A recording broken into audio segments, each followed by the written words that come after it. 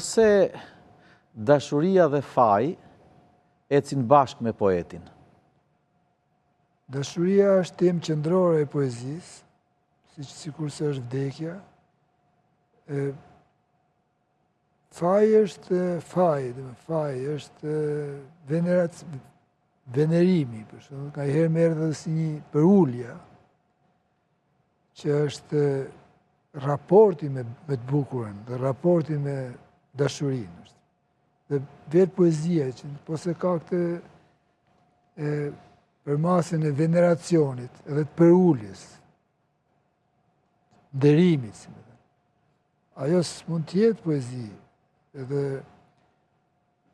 por ajo pastaj është në kufi me këtë që thatë ju, me fajin kur është një poezi konkrete, nga herë që i dedikohet dikujt. Dashurit janë si dashurit.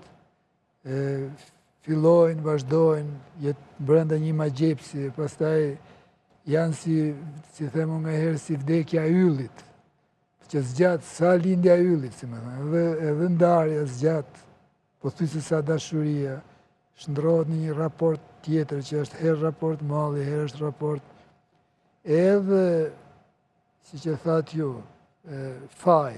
Po jo në atë fajnë që mund ketë poetën që ndjenë dhe fajtor për një gjë. Në poezinë time, kjo ndjesi është më shumë veneracion, për mendimin tim, dhe nderim. Që përmes metaforave, po në mënyrën si shprehet, duket sikur është një ndjesi borgjis, ndaj subjektet e temës. Jemi zhvendosur tek pasqyra e dytë, që unë e quaj mëkati dhe dashuria. A është mungesa dashuri ose dashuria mungesë? Mungesa të dyja janë, sepse ato në varet nga se janë një gjendje që ndryshon, nuk janë statike, nuk është vetëm mungesë, dashuria, si e thatë ju pyetin, janë në të dyja gjendje. Dashuria është dhe mungesë, dhe ashtu jeton më gjatë si mungesë, për mendimin tim.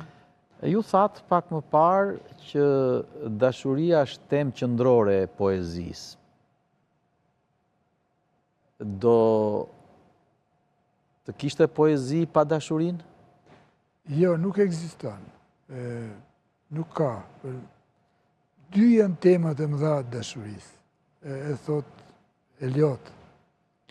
Pastaj tjerët janë nuanca, është dashuria dhe vdekja. Pse? Se e shpjegon. Sepse janë për të vetmet fenomene, për cilat mund të flitet vetëm përmes poezisë. Ne nuk mund ta kuptojmë dashurinë nga ajo që shkruajnë filozofët, nga ajo që shkruajnë ose historianët kur flasin edhe ato për histori dashuri. Ajo shpjegohet vetëm përmes metaforave. Prandaj ka vështirësi edhe për të folë, siç po flasim ne tani për dashurinë. Se unë kam folë kaq gjatë në poezinë time, po kam folë me metafora. Nëse unë marr përsipër të flas dhe në një formë tjetër, domethënë, si filozof ose të bëj definicione, le që futesh në një pyll pa së patë, që themi që s'del kur. Por janë dhe të pasakta ato përcaktime që mund bëjmë.